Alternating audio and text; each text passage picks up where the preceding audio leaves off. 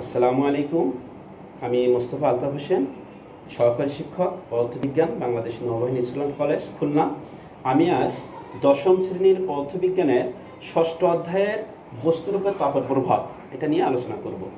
তো বস্তুরূপের তাপের প্রভাব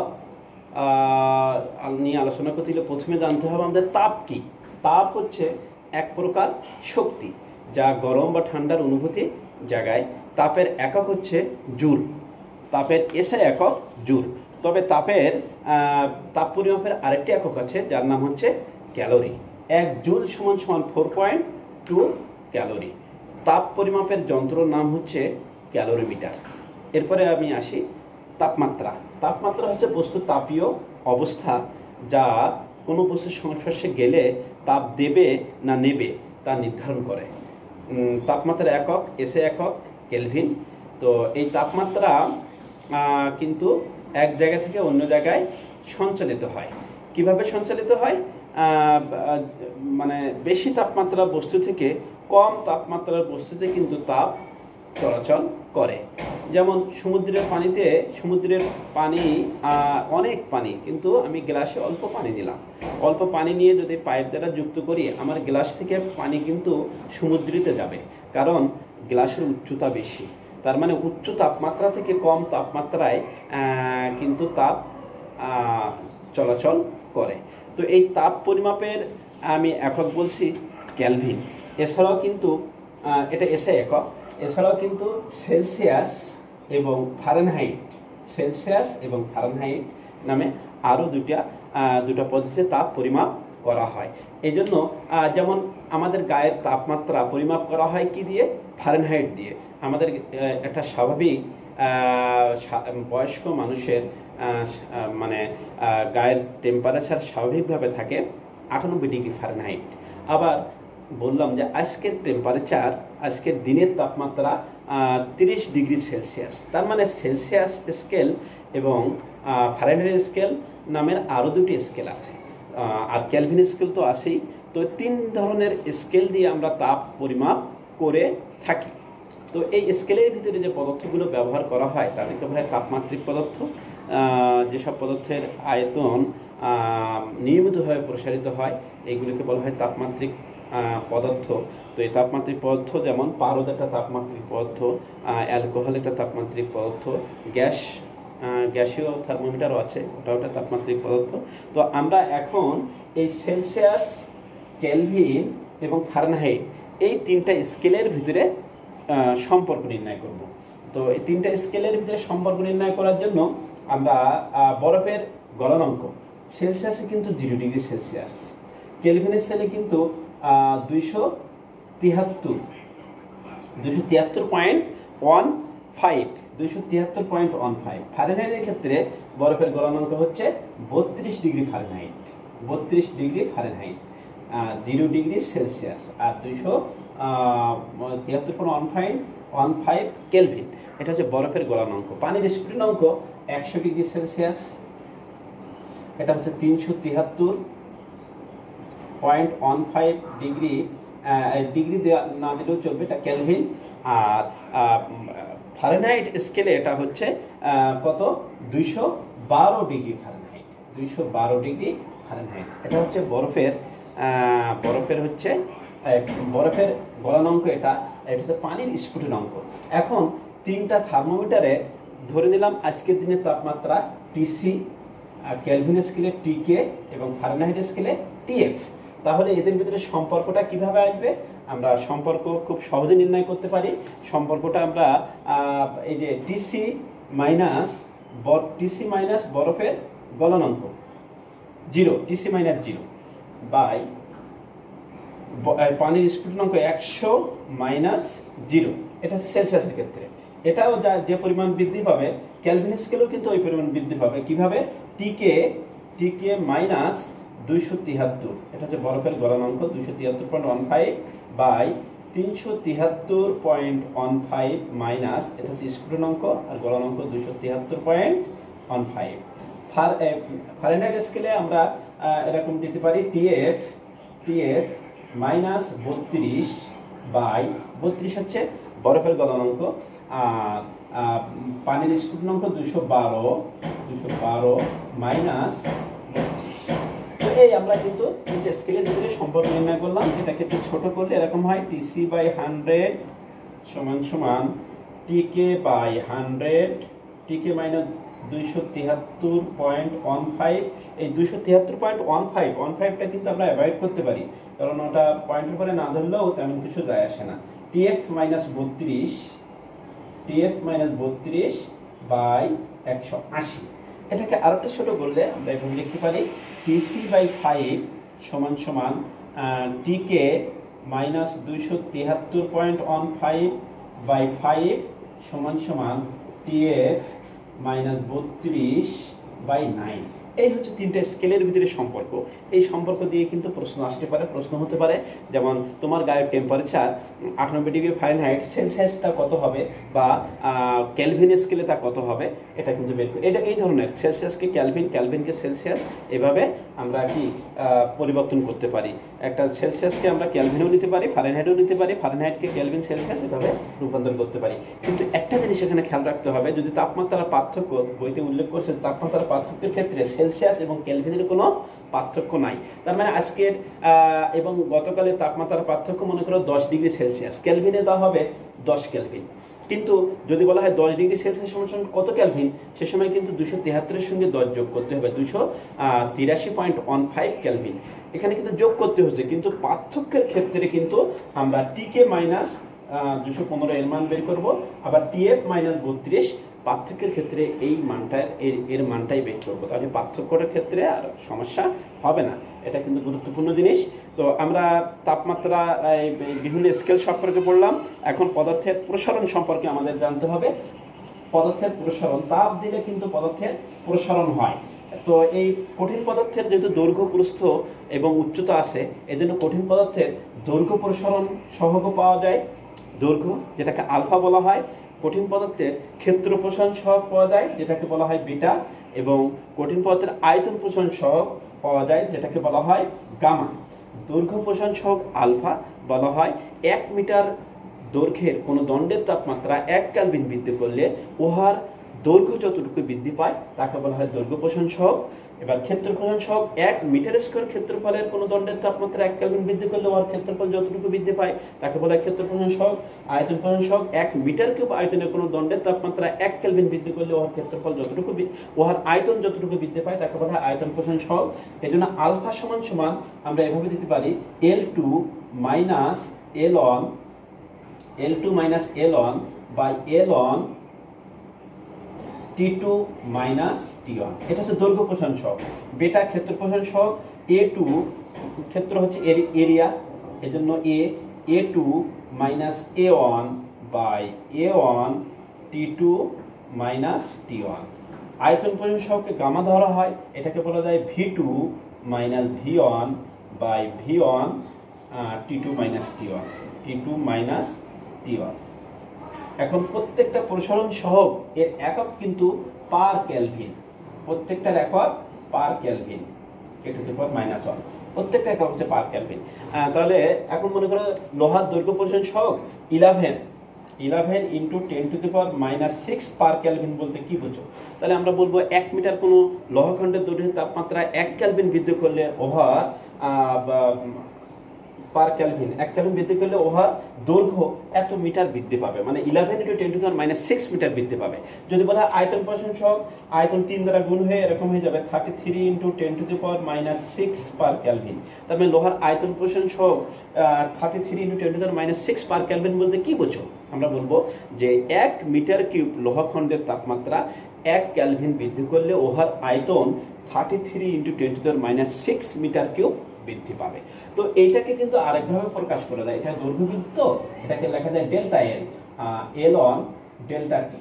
এই রূপেও কিন্তু লেখা যায় ডেল্টা এ এরিয়া বৃদ্ধি, A1 আদি এরিয়া, ডেল্টা টি হচ্ছে তাপমাত্রা বৃদ্ধি। এটাকে লেখা যায় ডেল্টা ভি ভলিউম বৃদ্ধি, আয়তন বৃদ্ধি, V1 আদি আয়তন, ডেল্টা টি টেম্পারেচার বৃদ্ধি। একক পার কেলভিন, প্রত্যেকটার একক হচ্ছে পার কেলভিন। তো আলফা বিটা গামা এভাবে আমরা বের করতে পারি, এদের ভিতরে সম্পর্ক আছে। আমরা বিটা সমান সমান দিতে পারি 2 আলফা, আর গামা সমান সমান আমরা জানি 3 আলফা, যে দৈর্ঘ্য প্রস্থ উচ্চতা 3টা গুণ 3 আলফা। এবার এই তিনটার ভিতরে সম্পর্ক আলফা সমান সমান বেটা বাই 2, তাহলে এরকম লেখা যায় আলফা সমান সমান বেটা বাই 2। আবার এই আলফা সমান সমান গামা বাই 3ও দেওয়া যায়, তাহলে এটাকে লেখা যায় গামা বাই 3। তাহলে তিনটার ভিতরে সম্পর্ক কি হচ্ছে, যদি 6 দ্বারা গুণ করি 6 alpha is equal to 3 beta is equal to 2 gamma. এই কিন্তু কঠিন পদার্থের প্রসারণ সহগ। এরপরে তরল পদার্থের কিন্তু দৈর্ঘ্য নাই, প্রস্থ নাই, উচ্চতা নেই, এগুলো নাই, কিন্তু তরলের কি আছে, নির্দিষ্ট একটা আয়তন আছে, যে পাত্রে রাখা হয় সেই পাত্রে আকার ধারণ করে। এই জন্য তরলের ক্ষেত্রে একটা পাত্রে রেখে উত্তপ্ত করতে হয়, এই জন্য পাত্রে প্রসারণ বিবেচনা করতে হবে। যদি বিবেচনা করা না হয়, পাত্রে প্রসারণ বিবেচনা না করে আমরা তরলের যে প্রসারণ পাই সেটা হচ্ছে কি আপাত প্রসারণ, যেটাকে বলা হয় গামা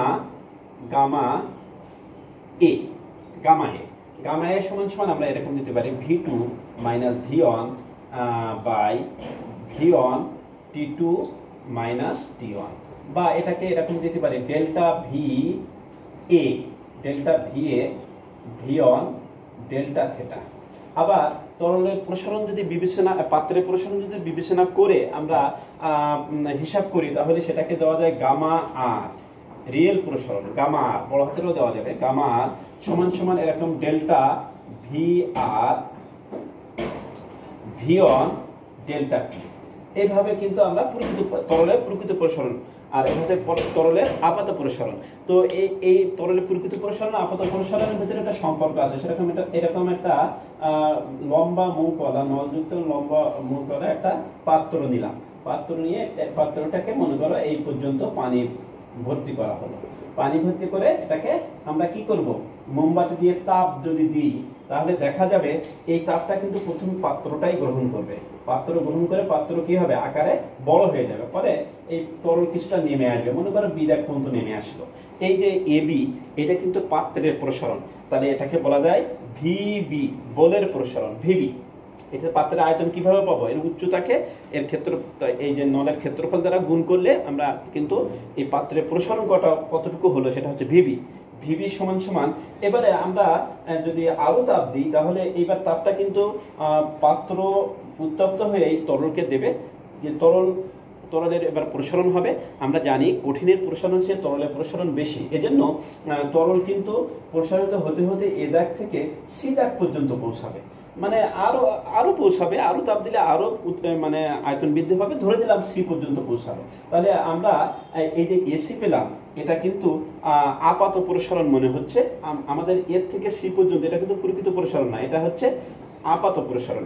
এই জন্য এটাকে VA আমরা দিতে পারি।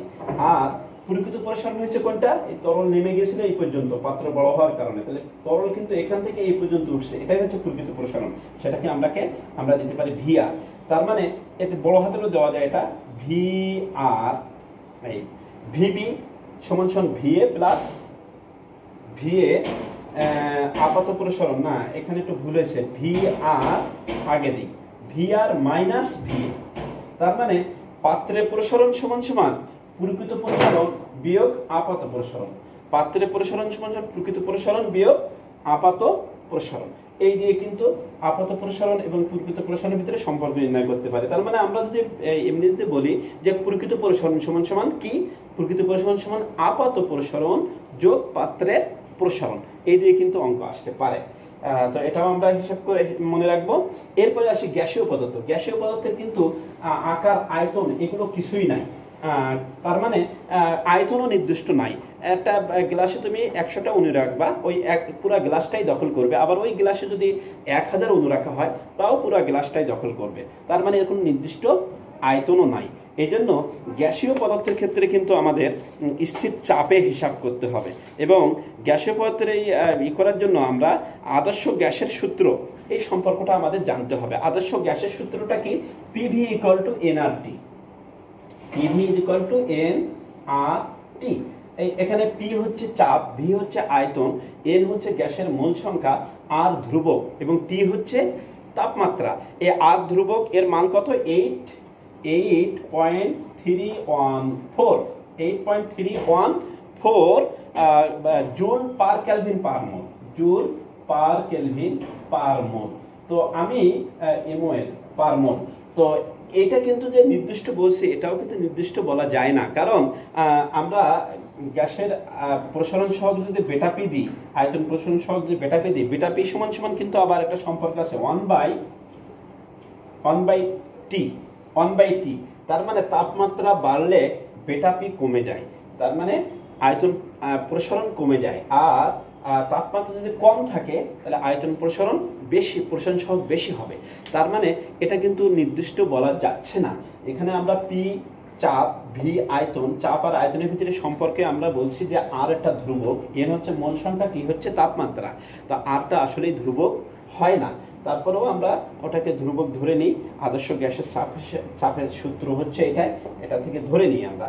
আর বেটা পি আমরা হিসাব করি এভাবে, বেটা পি সমান সমান আমরা কিন্তু এইভাবে হিসাব করব, বেটা পি সমান সমান V2 minus V1 by V1 T2 minus T1, এভাবে হিসাব করব। তবে এটা মনে রাখতে হবে, যদি গ্যাসের তাপমাত্রা বেশি থাকে তাহলে বেটা পি কিন্তু একই গ্যাসের ক্ষেত্রে, নির্দিষ্ট গ্যাসের ক্ষেত্রে একই চাপে কম হবে যদি চাপ বেশি থাকে। আর যদি চাপ কম থাকে তাহলে ওই একই গ্যাসের ক্ষেত্রে একই আয়তনের তার বেটা পিটা কি হবে, একটু বেশি হয়ে যাবে। তার মানে তাপমাত্রা কম হলে আয়তন প্রসারণ সহগ বেশি হয়, আর তাপমাত্রা বেশি হলে আয়তন প্রসারণ সহগ কম হয়। এটা তোমরা বইয়ের পেজ নম্বর 175 অবশ্যই দেখবা। তাহলে এই সম্পর্কের প্রশ্ন হতে পারে। আরেকটা প্রশ্ন আছে আমাদের, এটা নিয়ে আলোচনা করলে আমাদের শেষ হবে। এটা হচ্ছে আপেক্ষিক তাপ এবং তাপ ধারণ ক্ষমতা। আপেক্ষিক তাপ কাকে বলে? আপেক্ষিক তাপ হচ্ছে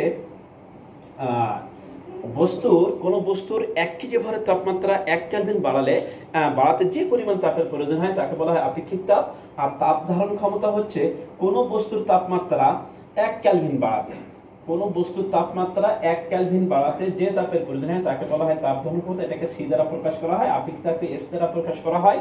আপেক্ষিক তাপের একক হচ্ছে joule per kg per kelvin. তাপ ধারণ ক্ষমতার একক হচ্ছে joule per kelvin, joule per kelvin. তার মানে এখানে দেখো তাহলে সংজ্ঞা অনুসারে যে এখানে 1 কেজি তাপমাত্রা 1 কেলভিন বাড়াতে যে তাপের প্রয়োজন হয় তাকে বলা হয় আপেক্ষিক তাপ, আর বস্তুর তাপমাত্রা 1 কেলভিন বাড়াতে যে তাপের প্রয়োজন হয় তাকে বলা হয় তাপ ধারণ ক্ষমতা। এদের ভিতরে একটা সম্পর্কও আছে। সম্পর্কটা হচ্ছে যে কেমন, ধরে নাও বস্তুর ভর m কেজি এবং তার আপেক্ষিক তাপ হচ্ছে s। তো বস্তুর আপেক্ষিক তাপ s জুল পার কেলভিন। এর অর্থ হচ্ছে 1 কেজি বস্তুর তাপমাত্রা 1 কেলভিন বাড়াতে s জুল তাপের প্রয়োজন। অতএব m কেজি ভরের বস্তুর তাপমাত্রা 1 কেলভিন বাড়াতে কতটা তাপের প্রয়োজন হবে? ms জুল তাপের প্রয়োজন হবে। তার মানে m কেজি নিচে মানে পুরো বস্তুটা নিচে এবার, আর পুরো বস্তু নেওয়ার কারণে যে তাপ পাচ্ছি আমরা, এটাই কিন্তু এখন হয়ে যাচ্ছে কি আপেক্ষিক তাপ। তাহলে সংজ্ঞা অনুসারে আমরা দিতে পারি কি সি সমান সমান ms। সি সমান সমান ms। সি কেন দিতে পারলাম এটা? কারণ এবার কিন্তু পুরো বস্তুর তাপমাত্রা 1 কেলভিন বাড়াইছি। তো এই হচ্ছে এদের ভিতরে সম্পর্ক। তো এই তাপ হিসাব করা হয়, তাপ পরিমাপ করার যন্ত্রের নাম হচ্ছে ক্যালোরিমিটার। একটা ক্যালোরিমিটারের ভিতরে তাপের আদান প্রদান হয়। তো ক্যালোরিমিটারের মূলনীতি হচ্ছে বর্জিত তাপ সমান গৃহীত তাপ। তো একটা বস্তু কতটা তাপ বর্জন করবে বা কতটা তাপ গ্রহণ করবে সেটা নির্ভর করে বস্তুর ভরের উপর। ভর যদি বেশি হয় বস্তু বেশি তাপ গ্রহণ করতে পারে, একটা বড় আকারের বস্তু বেশি তাপ গ্রহণ করতে পারে। বস্তুর আপেক্ষিক তাপ কিন্তু ভিন্ন ভিন্ন, সব বস্তুর আপেক্ষিক তাপ সমান না। আমি যদি বলি তামার আপেক্ষিক তাপ 400 joule per kg per kelvin, পানির আপেক্ষিক তাপ 4200 joule per kg per kelvin, আমাদের মানবদেহের আপেক্ষিক তাপ 3470 joule per kg per kelvin, বরফের আপেক্ষিক তাপ 2100 joule per kg per kelvin. তার মানে 1 কেজি বরফের তাপমাত্রা 1 কেলভিন বাড়াতে 2100 জুল তাপের প্রয়োজন হয়। সেখানে 1 কেজি পানির তাপমাত্রা 1 কেলভিন বাড়াতে তো ডবল তাপের প্রয়োজন হয়, 4200 জুল তাপের প্রয়োজন। পানির উচ্চ আপেক্ষিক তাপ আছে, এই জন্য আপেক্ষিক তাপের উপরে নির্ভর করে। এক এক বস্তুর আপেক্ষিক তাপ এক এক ধরনের, এই জন্য এই আপেক্ষিক তাপের উপরে বস্তুর কি পরিমাণ তাপ ধারণ করবে তা নির্ভর করে। আরেকটা নির্ভর করে তার বস্তুকে যেটা দিয়ে তাপ দেওয়া হবে তার তাপমাত্রার পার্থক্যের উপরে। যেমন আমি মোমবাতি দিয়ে যে কোনো বস্তুকে উত্তপ্ত করি, বেশি তাপ সে ধারণ করতে পারবে না, কিন্তু আমি যদি ওটাকে গ্যাসের চুলায় যদি গরম করি তাহলে সে অনেক তাপ ধারণ করতে পারবে, কারণ গ্যাসের চুলার তাপমাত্রা অনেক বেশি। তাপমাত্রা সমান হয়ে কিন্তু তাপের আদান প্রদান হয় না, এজন্য তাপমাত্রা পরিমাণেরও পার্থক্যের উপরও নির্ভর করে। তা 3টা জিনিসের উপর নির্ভর করে। কিউ নির্ভর করবে গৃহীত তাপ বা বর্জিত তাপকে আমরা কিউ দ্বারা প্রকাশ করি। কিউ নির্ভর করবে ভর, আপেক্ষিক তাপ আর তাপমাত্রা পার্থক্য, এই তিনটা জিনিসের উপরে নির্ভর করবে। তাপমাত্রা পার্থক্য ডেল্টা টি দেওয়া যায়, আমি ডেল্টা থেটা দিচ্ছি, ডেল্টা থেটাও দেওয়া যায়, ডেল্টা টিও দেওয়া যায়। এম এস ডেল্টা টি, এটা হচ্ছে একটা বস্তু কি পরিমাণ তাপ গ্রহণ করবে বা কি পরিমাণ তাপ বর্জন করবে এটা নির্ভর করে। ক্যালোরিমিটার মূলনীতি আমি বলছি যে বর্জিত তাপ সমান গৃহীত তাপ। বর্জিত তাপও আমরা হিসাব করব এম এস ডেল্টা টি, গৃহীত তাপও হিসাব করব এম এস ডেল্টা টি। তার মানে এরকম হয়ে যাবে Q1 is equal to Q2 plus Q3। তার মানে বস্তুর একটা বস্তু বা দুইটা বস্তু হতে পারে, দুইটা বস্তু তাপ বর্জন করছে, একটা বস্তু তাপ গ্রহণ করছে, বা একটা বস্তু তাপ গ্রহণ করছে, দুই বা দশদিক বস্তু তাপ বর্জন করছে। গ্রহণ বর্জন যাই হোক না কেন, এই ক্যালোরিমিটারের মূলনীতি অনুসারে মানে এর ধর্ম অনুসারে আমরা কি দিতে পারি, Q1 is equal to Q2 plus Q3। তো এই দিয়ে কিন্তু প্রশ্ন আসতে পারে, এটা অবশ্যই আমরা ভালোভাবে জানবো। আরেকটা জিনিস আমাদের জানতে হবে, সেটা হচ্ছে গ্যাসের এই গলনাঙ্ক স্ফুটনাঙ্কের উপরে চাপের প্রভাব। তো স্ফুটনাঙ্কের উপর চাপের প্রভাব এমন যে চাপ বাড়লে স্ফুটনাঙ্ক বাড়বে, আর চাপ কমলে স্ফুটনাঙ্ক কমবে। একেবারে সহজ, চাপ বাড়লে স্ফুটনাঙ্ক বেড়ে যায়। যেমন প্রেসার কুকারের ভিতরে চাপ বাড়ে বলেই 120 ডিগ্রিতে পানি বাষ্প হয়, আবার পাহাড়ের উপরে চাপ কমে বলেই ওখানে 70 ডিগ্রি সেলসিয়াস তাপমাত্রায় পানি বাষ্প হয়। তার মানে স্ফুটনাঙ্ক কমে যাচ্ছে, চাপ কমে গেলে স্ফুটনাঙ্ক কমে যাচ্ছে, চাপ বেড়ে গেলে স্ফুটনাঙ্ক বেড়ে যাচ্ছে। এটাই হচ্ছে চাপের উপরে স্ফুটনাঙ্কের প্রভাব, আর স্ফুটনাঙ্কের উপর চাপের প্রভাব। আর যদি আমি বলি গলনাঙ্কের উপর চাপের প্রভাব কি, গলনাঙ্কের উপর চাপের প্রভাব হচ্ছে চাপ বাড়লে গলনাঙ্ক বাড়তেও পারে কমতেও পারে। কারণ কিছু কিছু পদার্থ আছে গলে গেলে আয়তনে কমে যায়, যারা গলে গেলে আয়তনে কমে যায় তাদের উপর চাপ প্রয়োগ করে গলনাঙ্ক কমে যায়। আর যেসব পদার্থ গলে গেলে আয়তনে বেড়ে যায় তাদের উপরে যে চাপ প্রয়োগ করা হয় গলনাঙ্ক বেড়ে যায়। কেন? কারণ যেসব পদার্থ গলে গেলে আয়তনে কমে যায় তাদের উপর যে চাপ প্রয়োগ করা হয় তা গলনাঙ্ক কমে যায়, কারণ চাপ দিলে আয়তনে কমে যায়, ও গলে গেলেও আয়তনে কমে যাচ্ছে। তো এই বর্ধিত চাপ ওকে গলতে সাহায্য করে দেয়। আর যেসব পদার্থ গলে গেলে আয়তনে বেড়ে যায় তাদের উপর যদি চাপ প্রয়োগ করা হয় তাহলে গলনাঙ্ক বেড়ে যায়। কারণ আমি তো ওকে সংকোচন করছি, কিন্তু গলে গেলে যে আয়তনে বেড়ে যাবে তো আমি বাড়তে দিচ্ছি না, এই বর্ধিত চাপ ওকে গলতে অসুবিধা করে দেয়, এই জন্য গলনাঙ্ক বেড়ে যায়। তাহলে গলনাঙ্ক কেন বেড়ে যায় বোঝা গেল।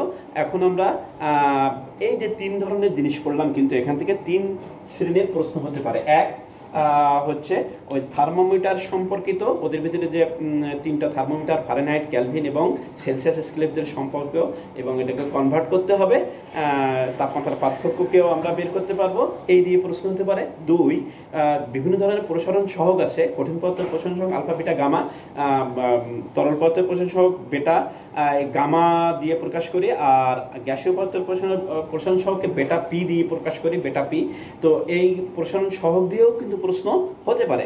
তৃতীয়ত এই আপেক্ষিক তাপ এবং তাপ ধারণ ক্ষমতা, এর ভিতরে সম্পর্ক আছে, বা এখান থেকে তাপ পরিমাপ করতে পারে, বিভিন্ন তাপ জানতে পারে, এগুলো থেকেও প্রশ্ন হতে পারে। তো আমরা এই বিষয়গুলো ভালো করে দেখব।